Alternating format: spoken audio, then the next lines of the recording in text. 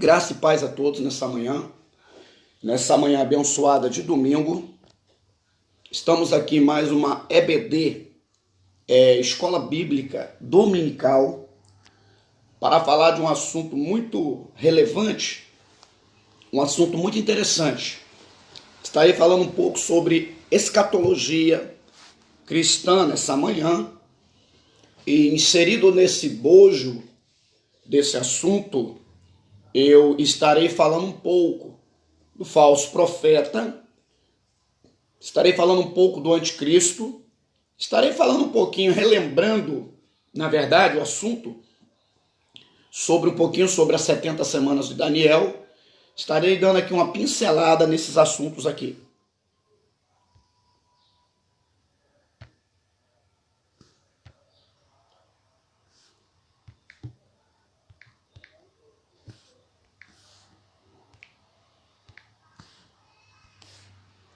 Louvado seja o nome do Senhor. Será uma bênção para a glória de Deus.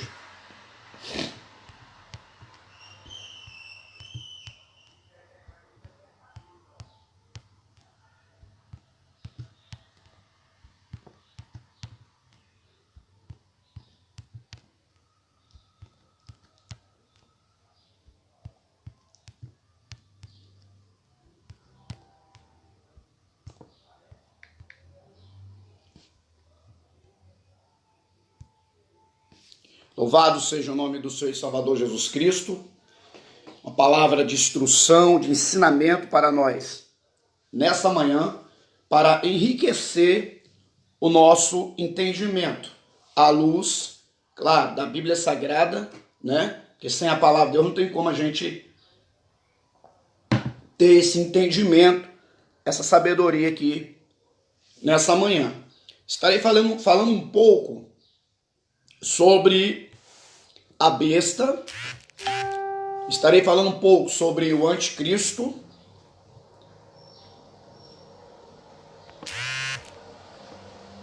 estarei explicando à luz da Bíblia um pouquinho aqui sobre esses participantes aqui da Bíblia Sagrada, esses personagens enquadrados dentro do Apocalipse, dentro dos livros que formam o complexo da escatologia bíblica. Louvado seja Deus. A Bíblia Sagrada, ela está aqui como um livro, acima de todos os livros já colocados e escritos, para nos trazer entendimento. A Bíblia nada mais é, a paz do Senhor, irmã Andréa Silva, do que para nos trazer entendimento e sabedoria de todos os acontecimentos inerentes à humanidade. Somente a Bíblia Sagrada, ela vai dizer da onde viemos, como estamos ou aonde estamos e para onde vamos. Somente a palavra de Deus, ela tem esse poder, total sabedoria e entendimento para nos passar esse conhecimento aí, a nível teológico, tá certo? Capítulo 13 do livro Apocalipse, capítulo 13, versículo 1. E eu pus-me sobre a areia do mar. Esse aqui quem está falando é João, tá bom? O apóstolo. E eu vi subir do mar uma besta, que tinha 7 cabeças e 10 chifres. Deixa eu dizer que cabeças e chifres fala de poderes, governos e autoridades. Toda vez que você olhar chifres, cabeças, está falando de poderes, autoridades, governos. Amém, irmãos? Então a besta com 7 cabeças e 10 chifres. Sobre os chifres, 10 diademas. Sobre as cabeças, o nome de blasfêmia. E a besta que vi era semelhante ao leopardo, e os seus pés como de urso, e a sua boca como de leão. E o dragão deu-lhe o poder, e o seu trono, e grande poderio. Ou seja, esse dragão, a Bíblia já está falando aqui de Satanás, porque existe uma coisa chamada trindade satânica, que é a besta, o dragão, a antiga serpente, Satanás, e o falso profeta, que eu estarei lendo agora no versículo 11, perdão. Aqui eu apresentei a primeira besta, né? A besta que subiu do mar. Vamos ver a segunda. Versículo 11. E vi subir da terra outra besta, e tinha 2 chifres, semelhante aos de um cordeiro, e falava como o dragão. Porque o cara pode ter semelhança de cordeiro, mas na hora de falar, fala como demônio, né? Fala como um dragão. Ou seja, é o lobo na pele de cordeiro. É o falso profeta que vai articular as religiões. É o que vai trazer o chamado ecumenismo. O que esse cara vai fazer? Deus abençoe. Seja bem-vindo, Christian. O que é a besta aqui, que vem da terra, do capítulo 13 de Apocalipse, versículo 11? Esse cara vai articular as religiões. A palavra ecumênios, ou ecumenismo, é ajuntamento de religiões. A ideia de Satanás é trazer todas as religiões, ajuntar elas, porque as ideias que já se pregam hoje é o seguinte, que toda religião, ela leva a Deus. Que tudo que se diz religiosidade, religião, religa o homem a Deus. Mas sabemos que isso é uma inverdade do diabo, né? A única coisa que liga o homem a Deus é Jesus Cristo. O único ser que pode ligar o homem a Deus é Jesus Cristo. Não existe outro sacrifício, não existe outra metodologia de ser colocado de pé na presença de Deus, de ser religado a Deus se não for por intermédio de Jesus Cristo. Ele é o único que tem poder para fazer isso. Não se engane, não se iluda nessa manhã, porque nessa escola bíblica dominical eu estou te explicando isso. Não existe outra. A Bíblia diz que não há outro por quem temos salvação, né? Mas somente no nome de Jesus Cristo é que temos salvação. Então aqui versículo 11. E vi subir da terra outra besta, e tinha 2 chifres semelhantes a de um cordeiro, e falava, né, como dragão, ou falava como o dragão. Exerce todo o poder da primeira besta na sua presença, faz que a terra e os que nela habitam adorem a primeira besta, cuja chaga mortal fora curada, e faz grandes sinais, de maneira que até fogo faz descer do céu até a terra, à vista dos homens. Engana os que habitam na terra com sinais, e lhe foi permitido que fizesse na presença da besta, dizendo aos que habitam na terra que fizessem uma imagem à besta, e receber a ferida de espada vivia, digo melhor. E foi-lhe concedido que desse espírito à imagem da besta, para que também a imagem da besta falasse, e fizessem que fossem mortos todos os que não adorassem a imagem da besta. Queridos, então vejam só, eu quero trazer um entendimento nessa manhã. Também quero ir para 2 Tessalonicenses, carta de Paulo à igreja de Tessalonicenses, capítulo 2.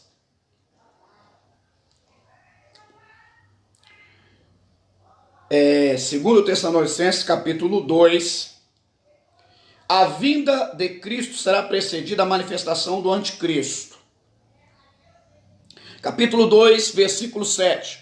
Porque já o mistério da injustiça opera, e somente a um agora resiste, até que do meio seja tirado. Então será revelado o iníquo, a quem o Senhor desfará pelo assopro da sua boca, e aniquilará pelo esplendor da sua vinda. Esse cuja vinda é segundo a eficácia de Satanás, com todo o poder e sinais e prodígios de mentira, com todo o engano da injustiça, para que perecem os que perecem, porque não receberam o amor da verdade para se salvarem. Por isso Deus lhes enviará a operação do erro, para que creiam a mentira, para que sejam julgados todos os que não creram a verdade, antes tiveram prazer em iniquidade. Queridos, eu só quero deixar bem claro para os irmãos, a paz do seu irmão Jorge, seja bem-vindo. Eu li aqui agora a segunda carta de Paulo, Tessalonicenses, capítulo 2, a partir do verso 7, para dar corpo à ideia de 13 de Apocalipse primeiro.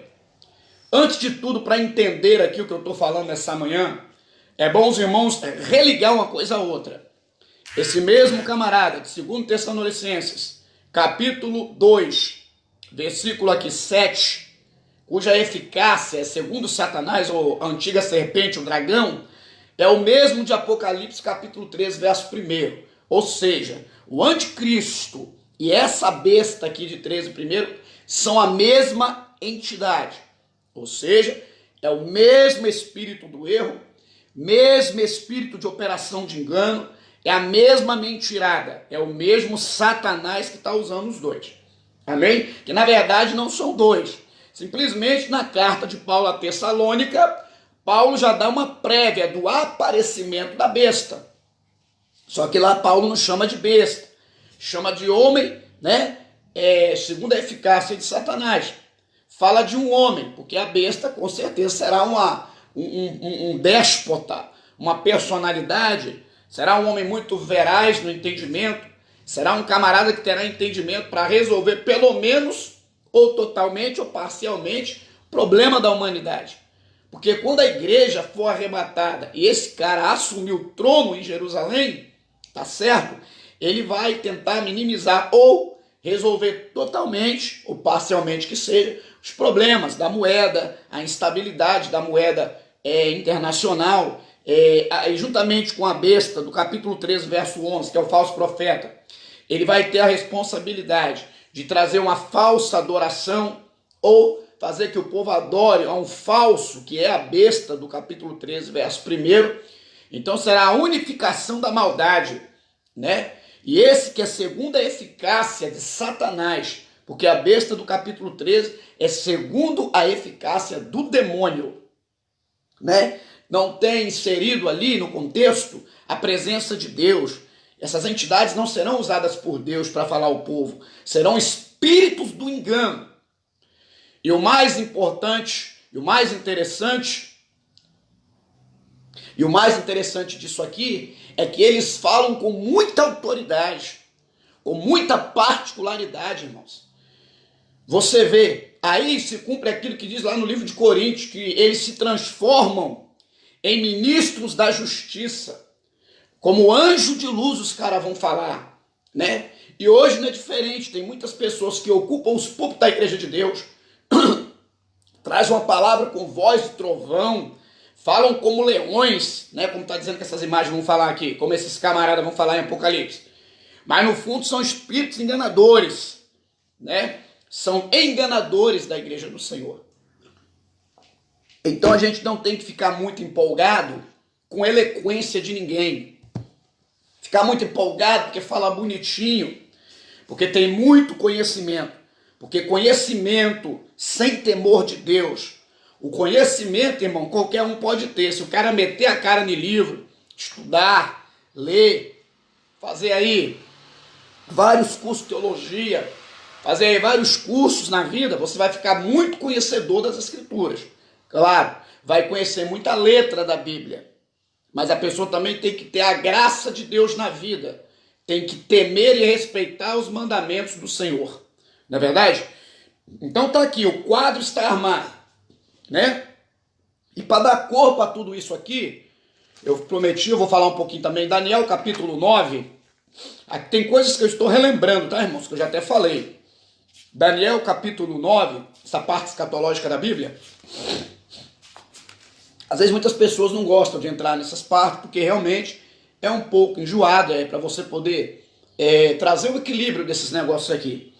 Você não pode simplesmente falar por falar, você tem que ir falando, trazendo os indicativos bíblicos, esclarecimentos bíblicos, para as pessoas não ficarem confusas. Porque o Apocalipse ele é muito, não vou dizer tão assim que complexo, né? Mas ele é muito profundo. Então nós temos que ter uma certa medida de cautela e explicar direitinho a coisa, né? Capítulo 9. Desculpem.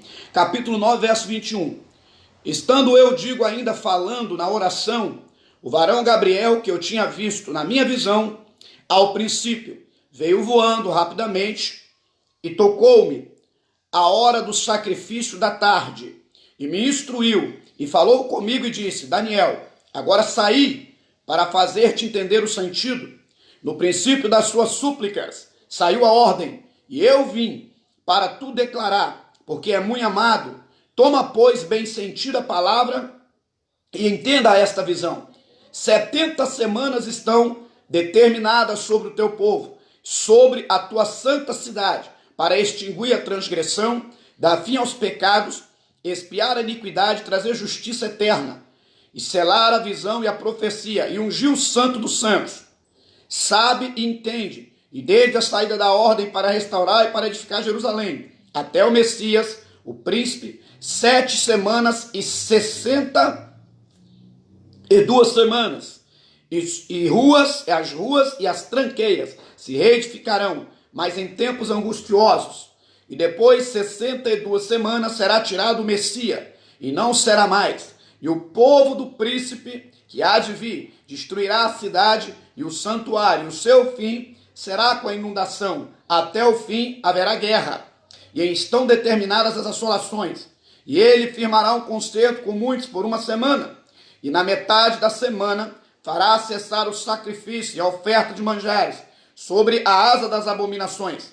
Virá o assolador, e isso até a consumação, e o que está determinado será derramado sobre o assolador. Veja só, mais uma vez Daniel, ele está tendo aqui um esclarecimento do anjo. A paz do seu irmão Wilson. O que tem a ver aqui, Daniel, com essa parte do Apocalipse que eu li sobre a besta e o falso profeta? Tem tudo a ver, porque as 70 semanas de Daniel, então, é uma coisa extraordinária. Porque quando eu falo de 70 semanas, eu só estou relembrando o que eu já ensinei aqui em lives anteriores. Eu falo de cada semana com 7 anos. Eu falo que cada semana ela tem 7 anos, para quem está entrando agora.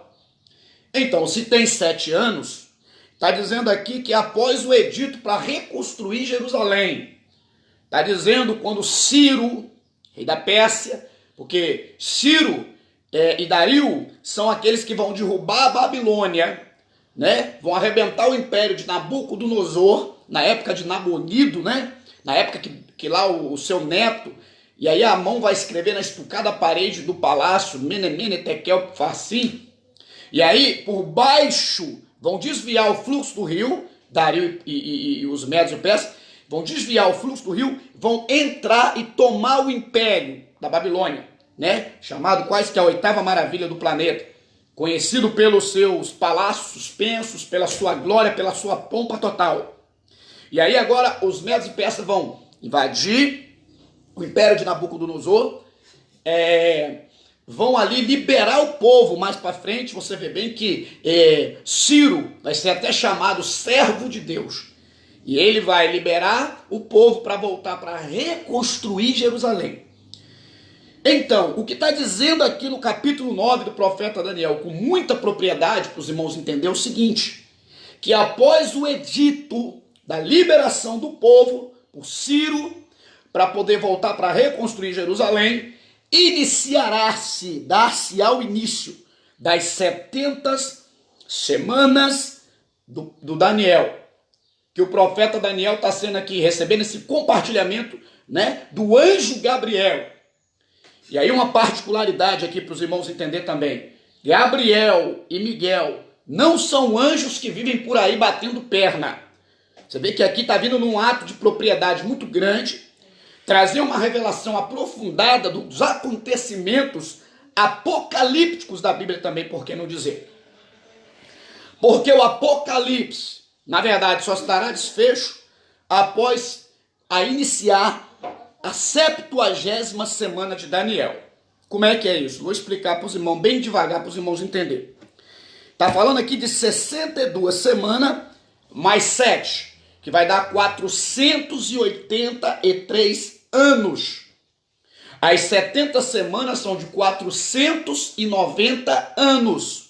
Então, o que o anjo está falando para Daniel, que 62 semanas mais 7 semanas são 69 semanas, vezes 7 dará 483. Isso, do momento que sai o edito do rei para voltar para reconstruir Jerusalém, até a entrada triunfal do Messias na terra.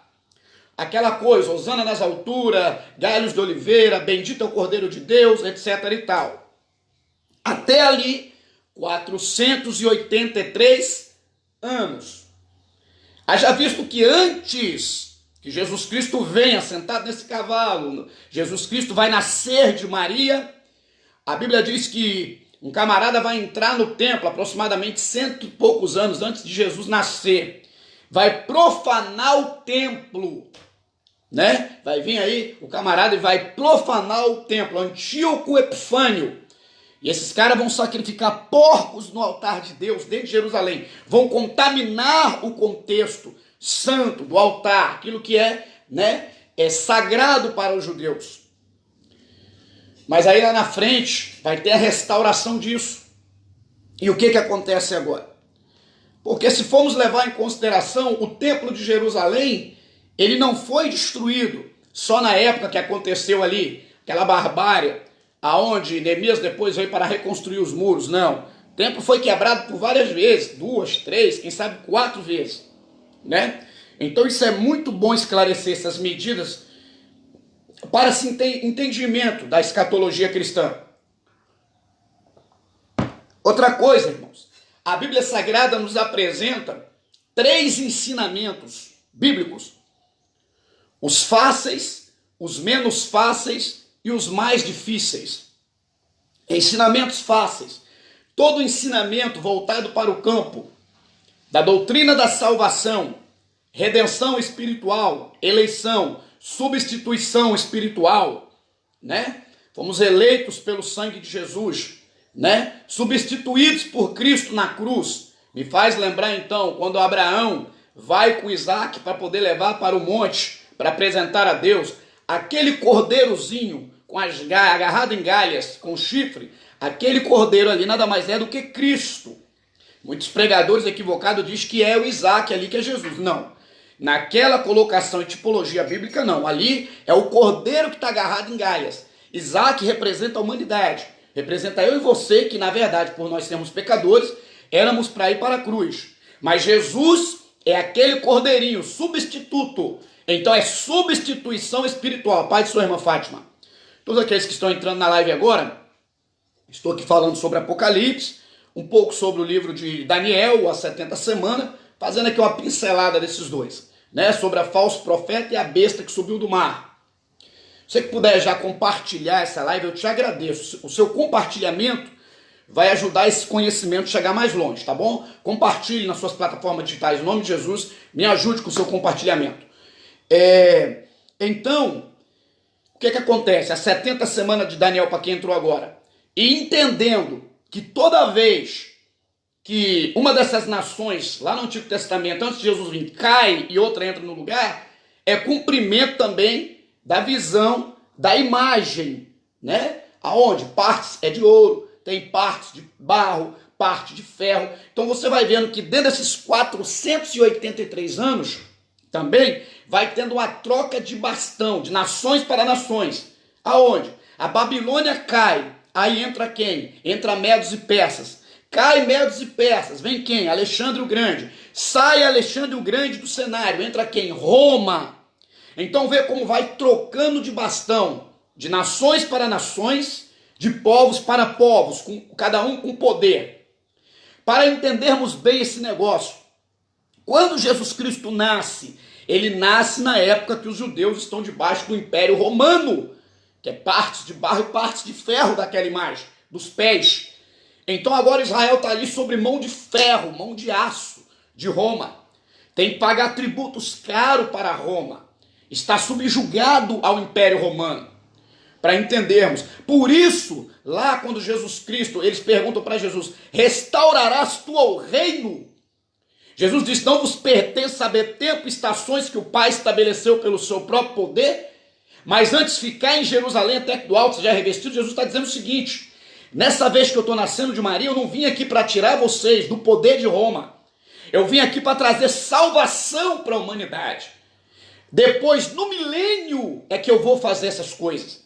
Jesus, quando ele vem ali, ele não vem para restaurar, para tirar o povo. Porque eu não sei se os irmãos já entenderam, sempre que por causa das idolatrias e o pecado de Israel, Deus permite Israel estar subjugado à nação mais forte. E dessa feita, Israel também está subjugado. O povo judeu ali está subjugado a Roma. Para os irmãos entenderem. Então não há complexidade de entender isso. Então, 62 semanas mais 7. 483 anos, repetindo, nas 70 semanas de Daniel. É a base escatológica de ensinamento aqui dessa manhã. Até que Jesus venha sobre o jumentinho. Então depois, o que temos que levar em consideração, que todo o Antigo Testamento, toda a base de profetas, pregações, ensinamento, Deus sempre estará preocupado em chamar Israel para um conserto, trazer o seu povo para si. Antigo Testamento todo, para falar aos judeus, a nação de Israel. Só que depois que Jesus vai nascer, o que acontece? Dá-se uma pausa.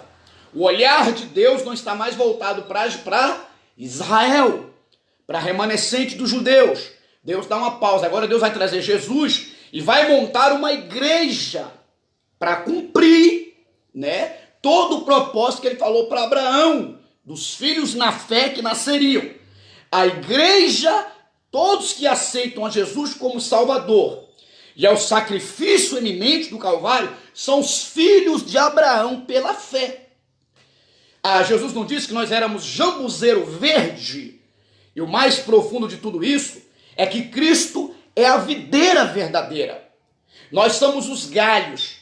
E por que essa videira verdadeira é Cristo? E o tronco, geralmente, ele é mais grosso, ele tem mais espessura. É porque a galha, ela é mais fina, por quê? A galha só tem que ter estrutura para suportar o fruto. Mas o tronco, com sua raiz, tem a estrutura mais forte. Para quê? Para suportar tudo. Enquanto a galha só suporta o fruto, o tronco suporta a galha, suporta os frutos, suporta a folha, suporta tudo. Então nós não estávamos inseridos nesse tronco, nesse enraizamento que é Cristo, a videira verdadeira. E uma coisa, uma revelação profunda sobre essa videira verdadeira, a sua raiz, ela obtém todo o nutriente da terra. Então ela pega todo o nutriente, vai passar para o galho, e o galho vai transferir isso para o fruto. Então isso é muito interessante se entender. Quando aceitamos a Jesus como Salvador, somos inseridos nesse corpo, porque os judeus o rejeitaram. Então nós que não somos judeus autênticos, nós agora somos judeus espirituais pela fé, filhos de Abraão, pela promessa da Bíblia Sagrada. Então agora o que acontece? Jesus vem, então cumpre isso aí, essas 62 semanas, mais essas 7 semanas, 69 semanas. Está faltando uma semana para cumprir aí as 70 semanas de Daniel. Vai cumprir aonde isso? Aonde que vai cumprir essa 70ª semana? Após o arrebatamento da igreja. Assim que a igreja for arrancada, arrebatada, levada às mansões celestiais, levada às nuvens, porque o primeiro contato da igreja é com a nuvem, o segundo contato é no Bema, trono branco, onde vai receber galardões da parte de Deus. Terceiro contato já será nas bodas do Cordeiro, onde o noivo vai ter uma festa e depois também apresentará as repartições, as recâmaras, né? Aí vai cumprir aquilo que Salomão disse lá, leva a minha sala do banquete. Aí o mestre vai pegar a sua noiva, a sua esposa, já porque já casou com ela, e vai sair apresentando as recâmaras celestiais. Isso de fato é muito interessante, é relevante esse fato que eu estou falando aqui. Então, moral da história, a 70ª semana de Daniel será quando a igreja acabar de ser arrebatada. Estabelece capítulo 13, versículo 1, a besta que vem do mar, um homem déspota, de grande sabedoria, que aparecerá no quadro escatológico para resolver o caos da humanidade. Ok? Israel vai fazer um pacto. Está dizendo que no meio da semana será rompido o pacto. Que semana? São 7 anos essa última semana. A 70ª. Por que que o texto em Daniel capítulo 9, a partir do verso 20, está dizendo no meio da semana, rompe-se o pacto? É porque os judeus vão romper o pacto com o anticristo no meio da semana. Já disse também que essa besta é o mesmo anticristo de 2 Tessalonicenses capítulo 2, a partir do verso 7. Rompendo o pacto, dar-se-á uma perseguição. Vai morrer muitos judeus. Vai haver uma destruição em massa de pessoas também que aceitaram a palavra pregada pelas duas testemunhas de Apocalipse. Haverá uma perseguição, haverá um massacre de inocentes. Tá certo? Mas aí no Armagedon, a palavra Armagedon significa nos ares. Na segunda etapa, parousia, a segunda volta ou a segunda parte da fase da vinda de Jesus, Jesus vem para poder livrar os judeus da mão da besta. Porque se Hitler matou 6 milhões em campos de concentração, né? Você imagina o que a besta quer fazer se Jesus não vem no Armagedon. A ideia da besta, no meio da batalha, Jesus vindo, a ideia da besta é exterminar Israel. Quero deixar bem claro que todo esse ensinamento que está sendo dado nessa EBD nesta manhã, sobre a 70 semana, Deus abençoe, irmã Roberta. Seja bem-vinda, Roberta Silva. Compartilhe a live. Está baseado no pré-milenismo, ou no aquilo antes do arrebatamento, né? Existe o ensinamento amilenista, né? E o pré-milenista. Então eu não estou ensinando amilenismo para ninguém. Eu creio no pré-milenismo, ou creio em um milênio literal, onde Jesus vai sentar para poder dirigir diretamente o milênio. O milênio onde vai nascer pessoas, vai morrer pessoas, que na minha visão, milênio que terá pessoas com corpo espiritual e corpo físico, porque a igreja também, na minha crença, na minha fé, estará junto com Cristo nesse milênio, tá? Então é nisso que eu creio. Amém, irmãos? Eu creio nisso. Eu não sou amilenista, eu sou pré-milenista, pré-tribulacionista. Porque também eu sou daqueles que creio que a igreja não passará pela tribulação. Aí você pode perguntar, mas você tem base? Tem, o que mais tem aqui é base. A igreja não foi destinada para essa ira da grande tribulação. Deixa eu dar uma lida para os irmãos ver. Olha o que diz a Bíblia em segunda carta de Paulo à igreja de Tessalônica, capítulo 1, verso 10.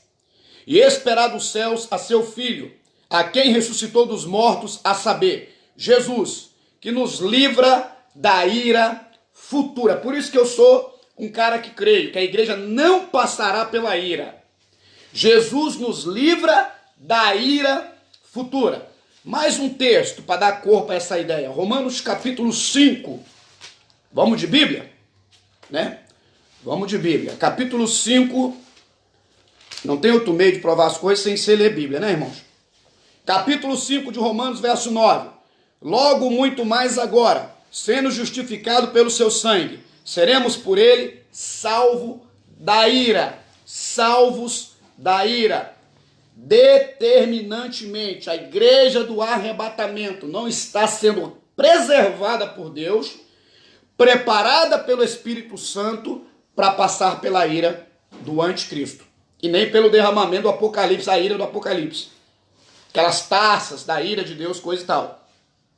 Então é só ler um pouquinho mais a Bíblia, meus amados. É só procurar ter um pouquinho mais de entendimento.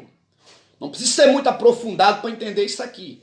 E é buscar bastante o original das palavras do grego. Que as primeiras escritas originais é o grego, para nós podermos entender melhor. Não é pegar a Bíblia no superficial. O importante é entender que toda a Bíblia é bom você estudar e você usar a base da hermenêutica e a exegese. O que é hermenêutica? Arte de interpretação de texto. Exegese, ferramenta que explica se a sua hermenêutica é boa ou ruim, porque tem hermenêutica que é ruim. Tem hermenêutica que ela não traz o contexto, ela cria pretextos para as escrituras. Torcem as escrituras. Então, toda vez que a gente lê o texto, não consegue extrair um bom contexto, se cria um pretexto.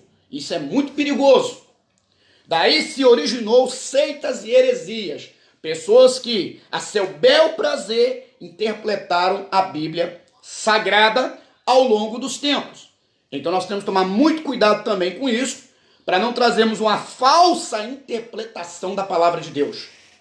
E mais do que tudo isso, entender que a Bíblia Sagrada é inspirada pelo patrono da Bíblia, Deus Espírito Santo. É o que inspirou as Escrituras. Não podemos tomar partido e interpretar, eu quero aceitar e assim vou interpretar assim. Negativo. Temos que orar a Deus. Temos que buscar de joelhos, com lágrimas, a fiel interpretação das Escrituras.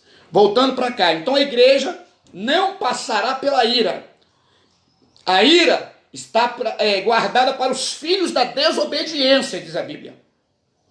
O que diz numa das epístolas, acredito que de Pedro? Quando achar que tem paz e segurança, sobrevirá grande luta, grande tribulação. Então, será para os filhos da desobediência. Outra coisa importante, a igreja, para quem será o arrebatamento? Arrebatamento não será para judeus, arrebatamento será para a igreja. Claro que, se algum judeu aceitar a Jesus como Salvador, através da pregação da graça de Deus, tá certo? A salvação, o arrebatamento alcançará ele também. Porque agora ele será um judeu também espiritual, filho de Abraão pela fé.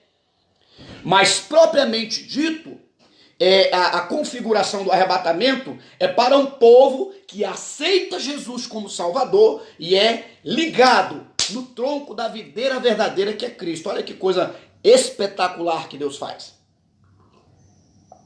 O que é que aguarda os judeus? O que aguarda os judeus é o milênio. Deus estará... Agora, eu não disse que o Antigo Testamento ele é usado para falar com os judeus? Agora, depois que a igreja é arrebatada, volta-se os holofotes para o judeu de novo. Tanto que Jesus virá no Armagedon, por causa dos judeus. A igreja está arrebatada. Não teria mais necessidade, se a igreja está arrebatada com Cristo muito tempo antes, Jesus vir salvar mais ninguém, ele já salvou a igreja. Outra coisa digna de passagem, a Bíblia nunca vai falar de uma igreja que ficou fora do arrebatamento.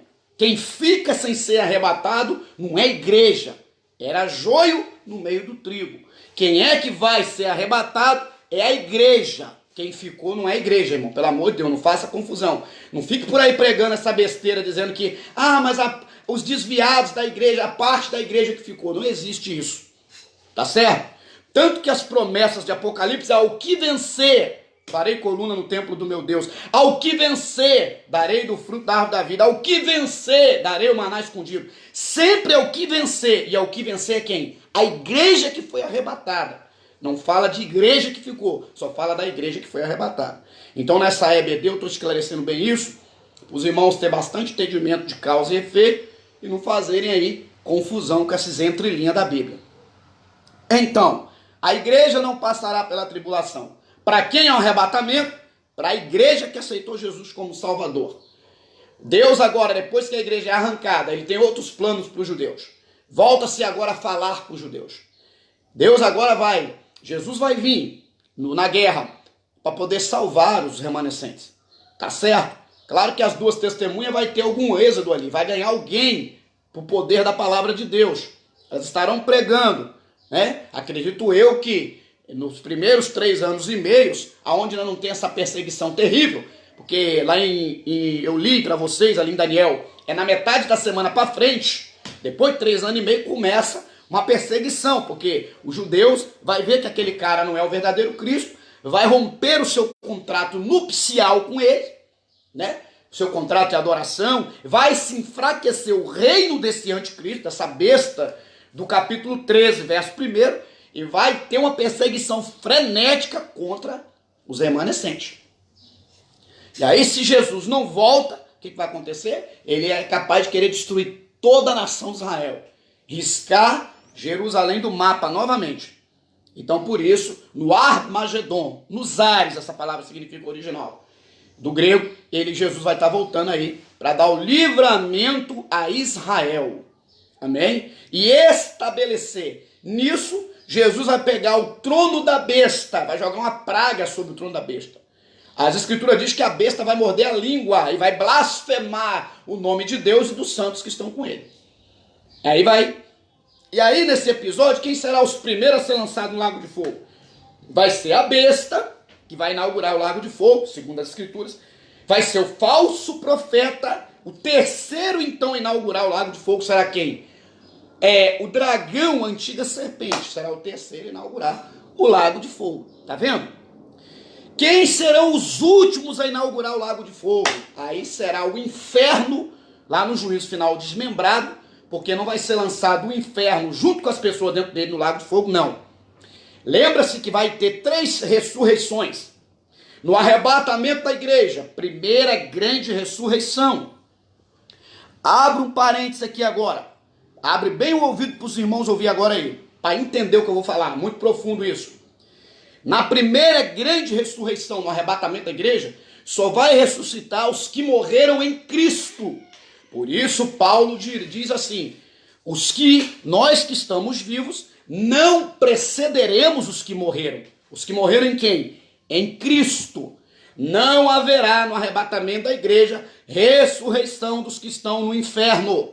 Quem está no inferno só vai ressuscitar na última ressurreição dos mortos. É quando acontecer o juízo final. O juízo final. Quem são os mártires da grande tribulação? Muito boa. Os mártires, irmão, são todos aqueles também perseguidos pela besta, assassinados pela besta. Aqueles mártires que foram mortos em coliseus de Roma, que serviam para a diversão do público. Esses são os mártires que o irmão está perguntando aí. Que a Bíblia diz em Apocalipse que aparecerão com palmas nas mãos. Os mártires serão diferenciados. Até o galardão desses camaradas será um galardão diferente, tá bom, irmão? Biblicamente, essa é a resposta, irmão Rogério, que eu estou trazendo para o irmão. Graça e paz da parte do Senhor. Né? Terá muitos mártires também. Você sabia que a besta vai martirizar pessoas? Ou você nega ou te mata. Aí o cara prefere morrer. Ele será um mártir, tá bom? Jesus ressuscitará para também passar pelo milênio. Muitos desses camaradas aí. Então é bom entender isso aí, irmão Rogério. Deus te abençoe. Muito obrigado pela pergunta. Fica à vontade. Então, queridos irmãos, voltando aqui. 3 ressurreições. Na primeira ressurreição, ninguém que está no inferno é ressuscitado. Só vai ser ressuscitado para ter corpos transformados e encontrarão os que estão vivos nas nuvens. A primeira ressurreição. Segunda ressurreição. Será a ressurreição daqueles que vão participar do milênio. Foi o que no contexto que o irmão perguntou agora aí, que o irmão Rogério perguntou. Né? Quem será ressuscitado, né, na segunda ressurreição? Os mártires, que vão aparecer até alguns com palma nas mãos. Será ressuscitado os judeus que foram assassinados, perseguidos pela besta. Serão ressuscitados aqueles que aceitaram a pregação, né, das 2 testemunhas. E esses serão ressuscitados para serem introduzidos no milênio e participar do milênio. E na grande última ressurreição, terceira grande ressurreição, isso, né, que será no juízo final. Veja só, na primeira ressurreição, o inferno não entrega ninguém para Deus, para Cristo. Na segunda, também não ressuscita quem está no inferno. Por que só no juízo final serão ressuscitadas essas pessoas? Porque Deus só faz as coisas em cima de propósito. Então, se não havia propósito nenhum, para que vai ressuscitar esses camaradas? Entendeu? Então, lá no juízo final, no final de todas as coisas, ressuscita os caras que estão no inferno, desmembra do inferno. Aí, quem foi lançado primeiro na segunda morte? Primeiro foi a besta, do capítulo 13, verso 1 de Apocalipse. A besta, do capítulo 13, verso 11, né? Que é o falso profeta que unifica o ecumenismo, as falsas religiões. Depois, o dragão, Satanás, a antiga serpente. Depois, por que primeiro vai a besta e depois vai o falso profeta lá? E fica Satanás ainda preso, para depois que ele é liberto, depois do milênio, ainda vai enganar as pessoas, para depois ele ser lançado, junto com eles lá no lago de fogo. É porque primeiro cada um vai cumprir a sua etapa. Tudo tem um propósito dentro da Bíblia Sagrada. Enquanto esses personagens não cumprem suas etapas, eles ainda não são lançados no lago de fogo. Deu para entender isso? Por isso também os que estão no inferno só serão ressuscitados no juízo final diante do trono branco de Deus. E outra coisa, Não façam confusão de trono branco com tribunal de Cristo. Tribunal de Cristo é o bema.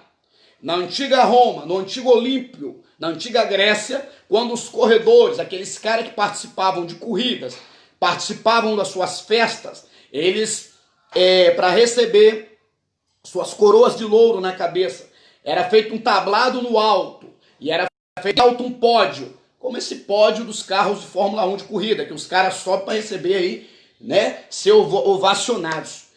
Então o bema era uma plataforma para receber o quê? Para receber seus galardões, para receber, né, seus aplausos, ser ovacionados, primeiro, segundo, terceiro lugar.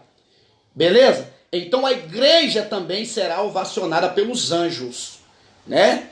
Eles será perguntado pelos anjos, quem é essa que vem aí? Né? Abriu portais celestiais, porque vem vindo o Rei da Glória, e vem com a igreja, né? Então a igreja vai para o bema, não é juízo final, para receber galardões por trabalhos prestados à comunidade aqui na terra, prestados ao reino celestial, né? Juízo final, então será desmembrado o inferno, as almas serão desmembradas, lança-se o inferno primeiro, né?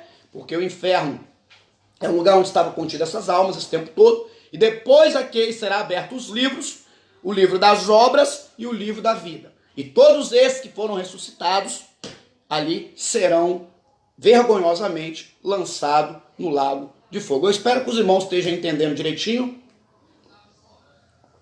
Se tiver alguma dúvida, por favor, a exemplo do irmão Rogério, Deus abençoe a vida do irmão, pode mandar a tua pergunta.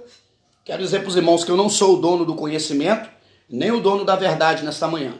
Apenas estou passando para os irmãos coisas que, ao longo dos anos, sentado em uma cadeira de escola teológica, eu pude também aprender, porque realmente não tem como ensinar aquilo que não aprendemos. Por isso, o aconselhamento nessa EBD é o seguinte: valorize a escola dominical da sua igreja. Assenta-te na escola dominical.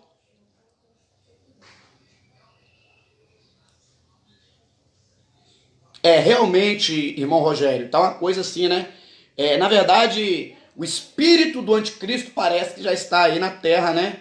Através de marcas de roupa, através de falas de alguns homens, né? Mas realmente isso só se manifestará 100% após ao início da 70ª semana de Daniel, que eu já expliquei aqui no início do vídeo, aonde a igreja primeiro será arrebatada para acontecer isso.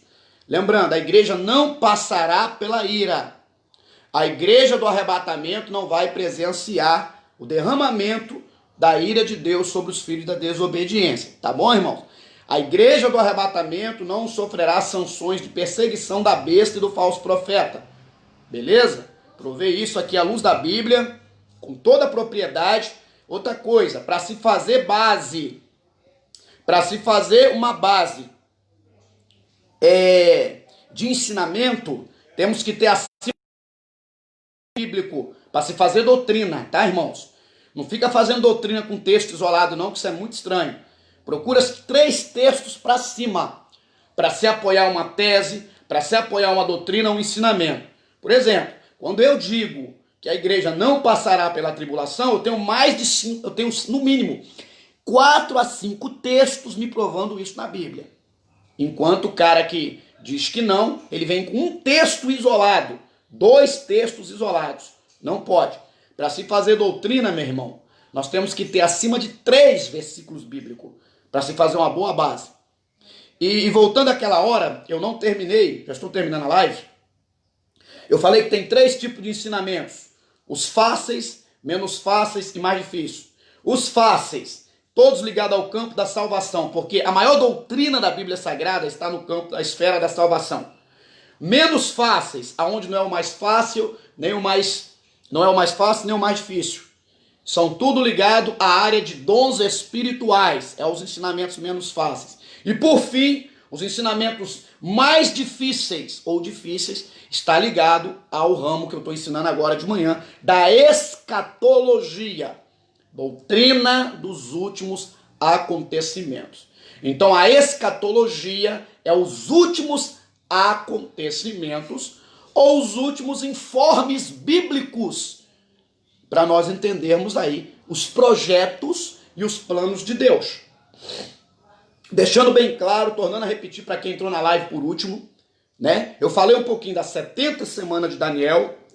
Eu falei um pouquinho que capítulo 2 de segunda carta de Paulo à igreja de Tessalônica, a partir do versículo 7, falando sobre o homem da iniquidade, o homem da mentira, que fala segundo o dragão e o homem da mentira, é o mesmo de capítulo 13 de Apocalipse, verso 1. É só você associar 2 Tessalonicenses capítulo 2 com Apocalipse 13 primeiro. Você vai ver que é o mesmo personagem, com a eficácia da mentira, do engano, se levantando contra tudo que é Cristo, se levantando contra os céus e contra Deus, né? É o mesmo elemento. E Apocalipse 13, verso 11, já fala a paz e mamãe, Deus abençoe, seja bem-vindo. Já vai falar do camarada que vai transferir, né? É o cara aí, né? O capítulo 13, versículo 11 do Apocalipse, já fala do falso profeta, a besta que vem da terra. É aquele que vai levar toda a glória, transferir toda a adoração para a besta do capítulo 13, que veio do mar, verso 1. Espero que esteja bem esclarecido nessa manhã isso. Espero que eu tenha explicado isso compassadamente. Isso aqui é uma EBD, isso não é uma coisa para você sair sapateando aí na sua casa agora, receber batismo do Espírito Santo, você pular, sapatear, dar piruleta, não. Isso aqui é um ensinamento. Amém, irmão?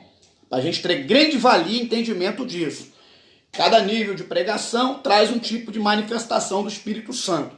A manifestação nessa manhã é para ensinamento. É para abrir o entendimento de alguns que tinham dúvida acerca de coisas. Falei aí com grande propriedade de 70 semanas de Daniel. Expliquei que desde o edito do rei Ciro, para Israel voltar, para reconstruir Jerusalém, os muros com Neemias, essa coisa toda, ali se começa, se projeta as 70 semanas de Daniel, aonde começa aí as 70 semanas de Daniel. A última semana, a 70ª, biblicamente comprovado, é após o arrebatamento da igreja, iniciará essa última semana de Daniel. Eu quero dizer para os irmãos que ainda não me seguem, o meu Instagram é Gilson Lourenço Oficial. Lá tem o link do meu canal do YouTube. O meu link está no meu canal do YouTube lá. Do canal do YouTube está no meu Instagram, por gentileza. Você pode clicar, porque esse estudo vai para lá, para o YouTube daqui a pouco. Lá você vai encontrar estudos com umas 27 ou 28 fases antes e após o arrebatamento, tudo comprovado à luz da Bíblia. Lá você terá mensagens que edificarão a sua vida. Lá você vai ter mensagem de bálsamo, você vai ter a maioria das mensagens de confronto, você vai ter mensagens extraídas do coração de Deus, mensagens bíblicas para a edificação da sua vida. Eu quero agradecer a participação dessas 15 pessoas que estão comigo nessa live.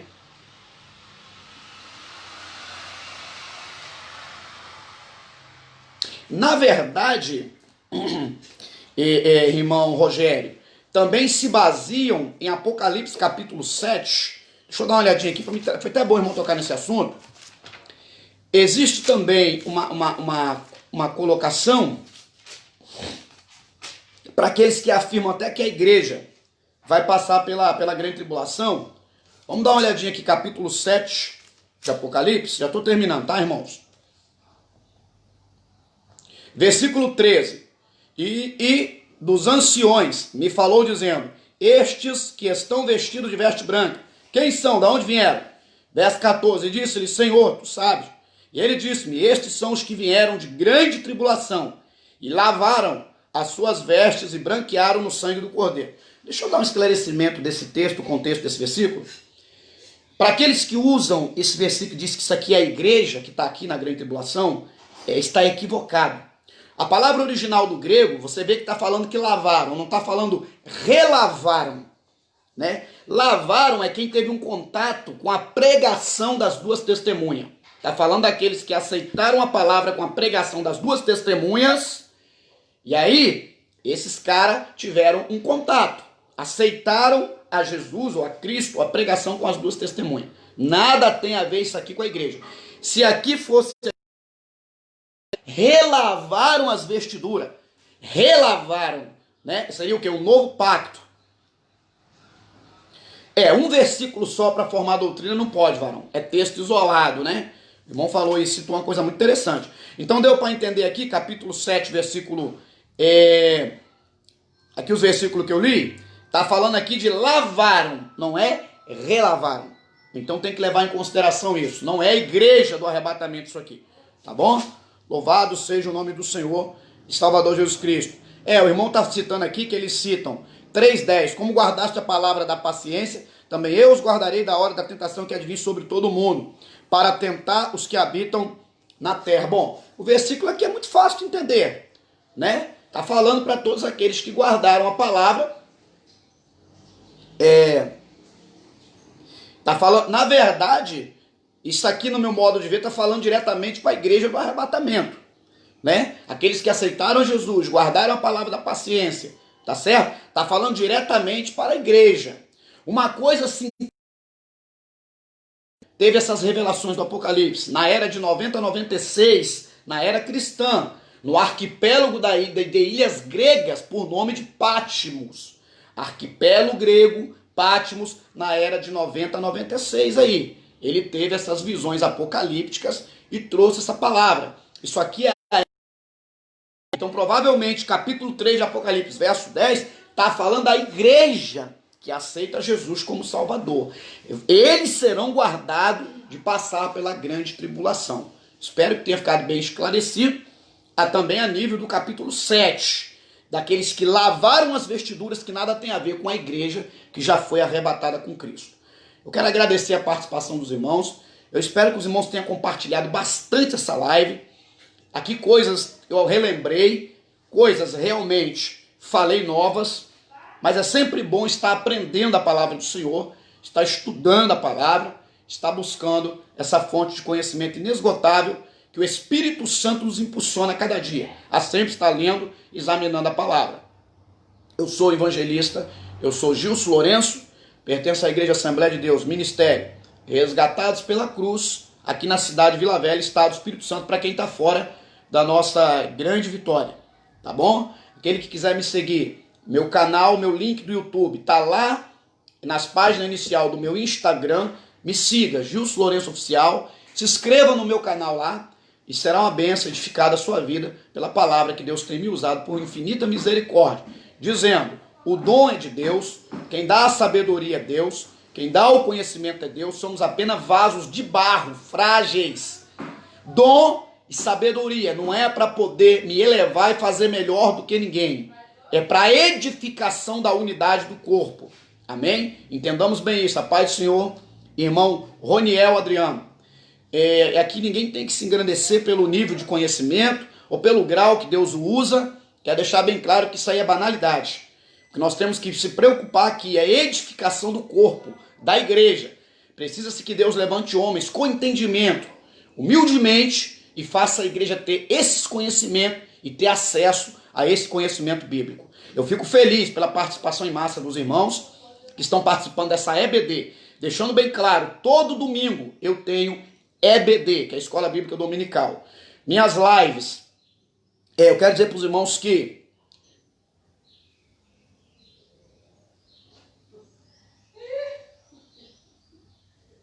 é verdade, varão, até essa data aí não pregavam mesmo esse tipo de coisa, né? Mas para você ver, né, falta está na interpretação, né? É a forma que se interpreta, é exegese e hermenêutica, né? Arte de interpretação de texto. E com muita oração, jejum e lágrima, para o Espírito de Deus também dar uma clareada na mente aí, né? À luz da Bíblia. Verdade, irmão Rogério, Jesus vai voltar. Estou com o irmão, disse eu não abro mão, tá bom? Estou também aguardando a vinda de Jesus. Quero subir no arrebatamento, não quero ficar aqui para tribulação não. Amém? Louvado seja Deus. Irmãos, então estarei terminando essa live. Quero dizer, segunda-feira, irmãos, não terei live mais, tá? Estarei fazendo live quintas, às 10h30 da manhã, quintas-feiras, 10h20 por aí. Sempre eu vou ter, quinta-feira, 10h20. Terei live quinta, sábados e domingo. 3 vezes por semana está de bom tamanho. Sábado também, em torno de 10h20 da manhã. E nossa EBD, todo domingo, estou com a EBD às 10 horas da manhã. Sempre trazendo um ensinamento aí, abençoador para a tua vida. Quem não tiver escola dominical na sua igreja, ou chegou da sua igreja, já acabou a sua, participe dessa EBD. Todo domingo de manhã terei um assunto diferenciado, abordarei um assunto diferenciado. Estarei orando, terminando. Então, relembrando, segunda-feira não farei live mais de manhã. Será só quinta, será sábados e domingo a EBD, tá bom? Pai querido, muito obrigado. Muito obrigado por ser canal de bênção na vida dos irmãos nessa manhã. Tudo para a honra e glória do seu nome. Não estamos aqui, Pai, para nos mostrar, para nos aparecer. Não estamos aqui para disputar quem conhece mais, quem sabe mais, nem para debater e machucar ninguém. Estamos aqui para trazer o puro conhecimento e esclarecimento da palavra. Abençoe a vida do irmão Rogério, a vida da irmã André, tantos que participaram dessa live, dessa EBD nessa manhã. Muito obrigado, Espírito Santo. Que aqueles que não compartilharam estarão compartilhando em todas as suas plataformas digitais. Tudo para a honra, glória do teu nome. Nos dê um domingo de paz, nos dê um fim de semana abençoado, um culto abençoado nesta noite. Em nome de Jesus, um abraço para todos. Deus abençoe a vida dos irmãos. Em nome de Jesus e a família de cada um. Dê um fim de semana abençoado a cada um. Compartilhe, por favor, a live. Repasse para todos que você conhece. Em nome de Jesus, amém. Até a próxima EBD, domingo de manhã. Até a próxima live, quinta-feira, 10h20 da manhã. Um abraço para todos.